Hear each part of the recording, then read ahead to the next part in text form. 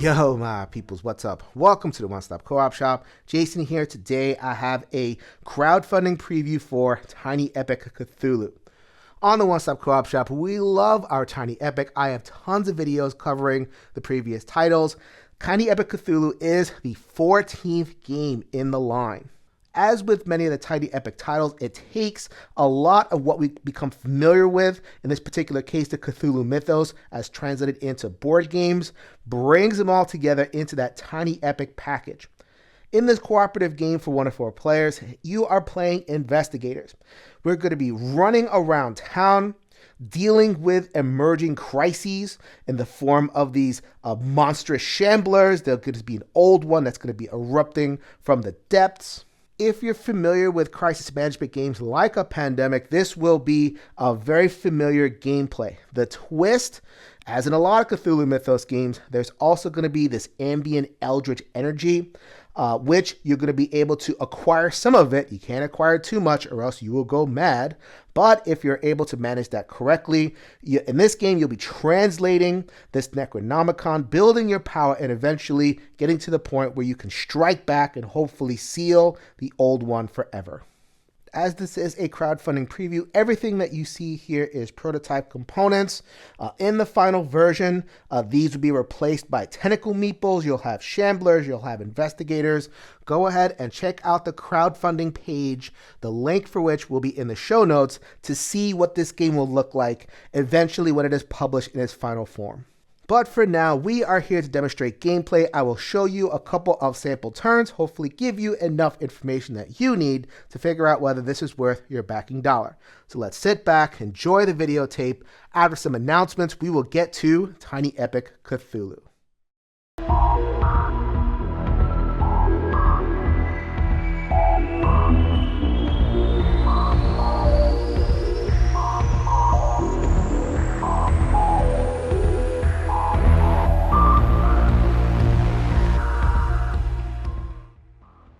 You can't have a Cthulhu adventure game without investigators.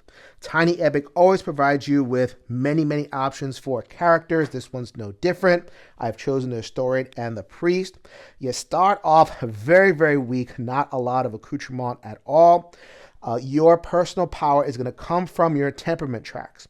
So we have fear, rage, and greed. Over the course of the game, we're going to be acquiring these tentacle pieces. Trust me, they're tentacles. They're not cubes. Anyway, so as we acquire them, we're going to be increasing our power in various ways. However, we're going to try to be careful to not go over.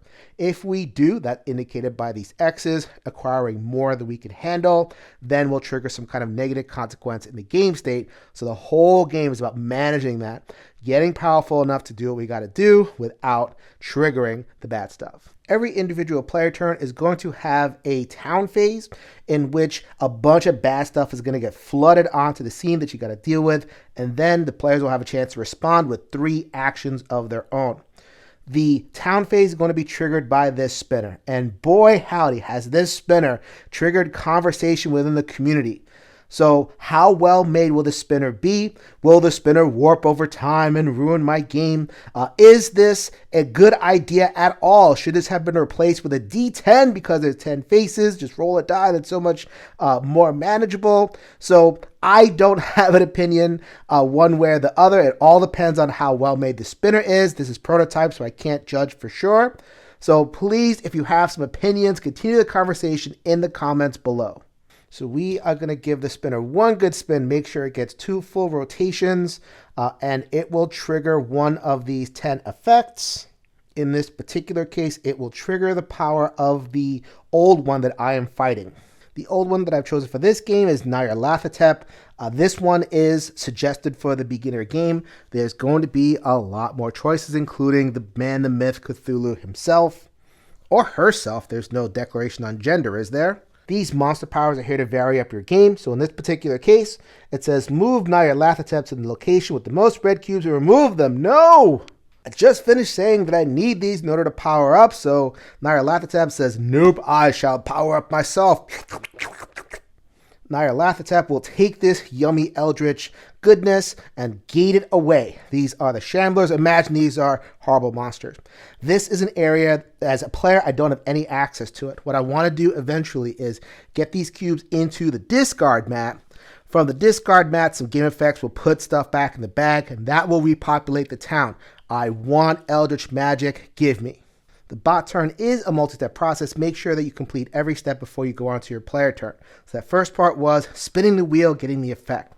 The second is pulling madness from the bag and putting it in the town.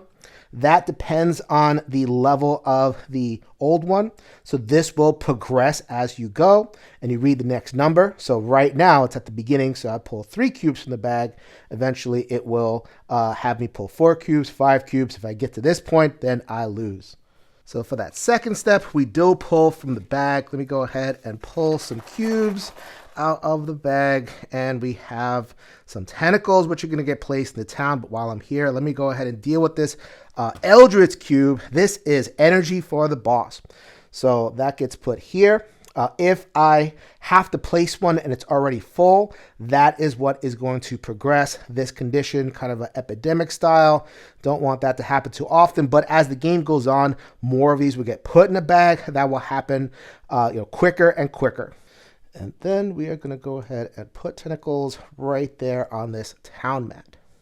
Next phase is placing the Shambler. This is a prototype, so this is a nitrate arrow. In the final game, this will be a nice sneaky tentacle pointed to the green Shambler, so I'll be placing a Shambler on this track. If I get a bunch of Shamblers here to the top and I can't place any more, that is the mechanic that will put more of these black tokens in play and make the boss progress their end state faster. So deal with these Shamblers. By the way, one spin gives me multiple outcomes, so that is the producer's reason why we need a spinner and not just a die. Once again, if you have thoughts about that, put them in the comments below. Final phase of the turn is to move the old one to the Shambler because they love watching their minions work. However, Nyarlathotep has all the reason in the world to be lazy. Everything happened in the museum, so they are going to stand right here. Then it'll be time for the player. They get 3 actions, and they have a menu of actions, the basic ones of which are run, fight, and take stuff. So in this beginning phase of the game, all these actions are going to be at a diminished power, but along the way, I'm going to be acquiring these tentacles, which will allow me to do stuff better. Run faster, fight harder, grab more things. So here is my historian. Their first action is going to be to move. I cannot move onto the old one. They're big and scary. We'll wait until the end game when I'm prepared for that. If I had more blue cubes on my mat, I could move further. As it is, I can only move 1. Let's go ahead and move 1 to that town square. Anytime you take a move action here in this game, you have to remember a couple of things. So first of all, you're trying to progress the game's win condition, which is translate those Necronomicon pages. Anywhere on the path where you've moved, whether you've landed or passed through that square, you can reveal the page card that is going to be outside. There's always going to be a page card, whether it's revealed or secret. So in this particular case, this card will tell me that I need to spend these tentacles to fill these pages of the Necronomicon. Let's see if I can do that. Second thing I gotta be mindful of is the presence of Shamblers. If there is 1 or more Shamblers present, I pull 1 or more cubes from the bag as an attack. Bleh, come join us. Or can Shamblers talk? Let's say they can't talk. Blah, blah, blah, blah, blah. Ew, disgusting. I got Eldritch goo all over me. So there's only 1, so I pull 1 from the bag. In this particular case, the tentacles do not go to the town. They go to your personal mat. This is how your mat can overflow. So if you are bursting with tentacles on your mat, not a good idea to move. But I'm empty, so I've pulled a red, and now I have a little more capacity to fight this thing. So that was all 1 action. The second action that I can do is take. So that would depend on how many green cubes I have. At the beginning of the game, I have no green cubes, so I can only take 1 cube. More green cubes, I can take more cubes. So I'm going to take this one and place it on my track. And now I have 2 cubes on my track. I am full of rage, ready to go. Usually a good idea to spend your cubes. Don't let them hang out too much. Your options for spending cubes, this would be the last action of my turn. I could, if I had the capacity, translate this, and I actually do. In 2-player, you do have some wilds here, so I could theoretically spend a chaos token, which is a wild, and a rage, a madness token, and acquire this. But we're not going to do that. We are going to clean up the board. And so the way that confronting a Shambler works is that I take the number of die depending on Shamblers. I always beat the Shambler. That is a thing that is always going to happen. The question is, how many of my tentacles do I spend? And that is what I'm rolling for. So I roll, and it tells me that I need to spend 1 tentacle.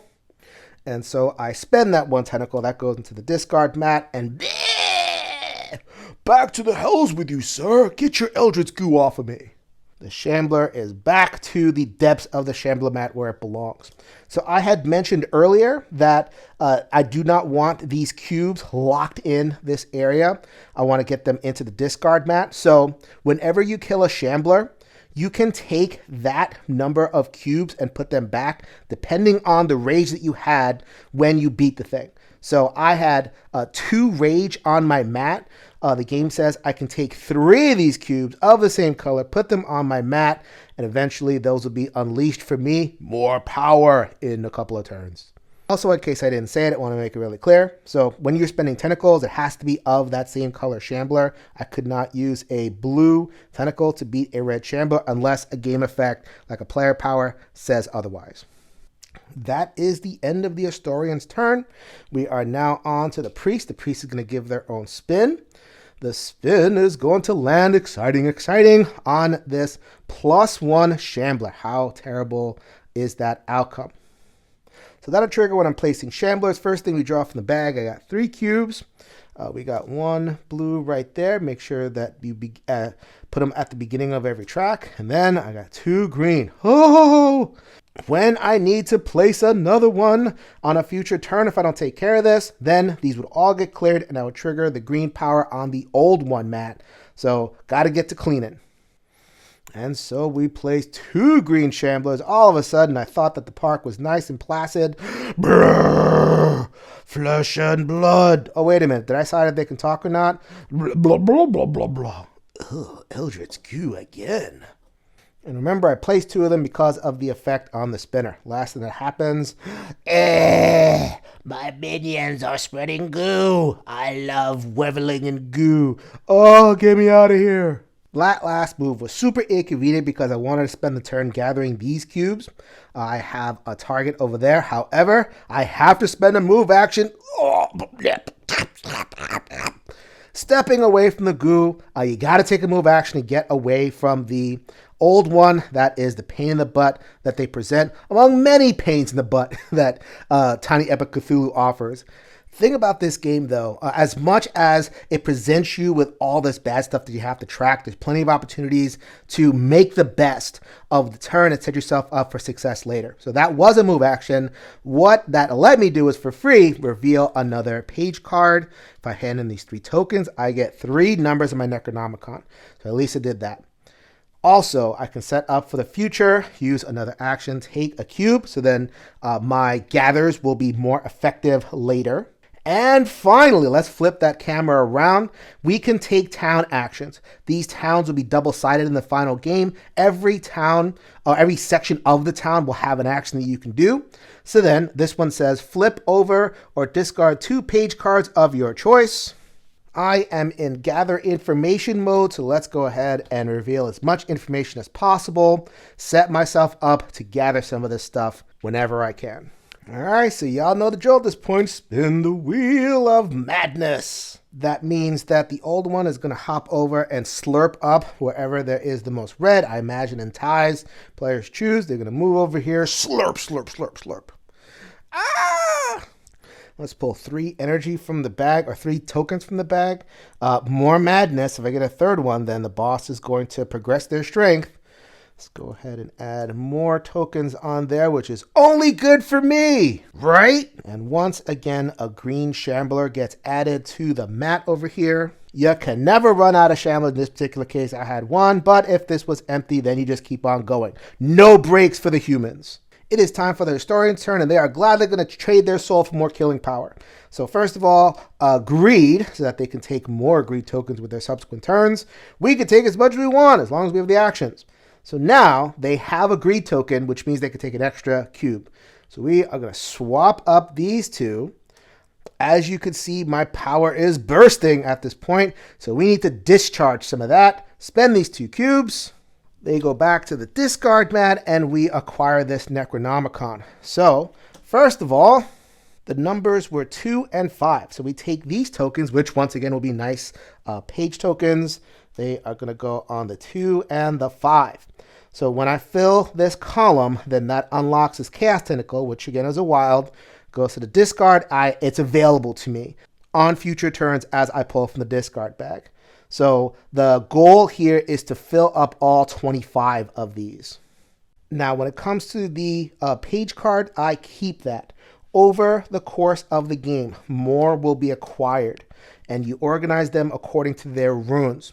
That is going to build you up for your end game condition, which is to seal the portals. When I have unlocked the entire Necronomicon, this boss will flip and open up portals. So over the course of the game, I'm going to be acquiring these runes.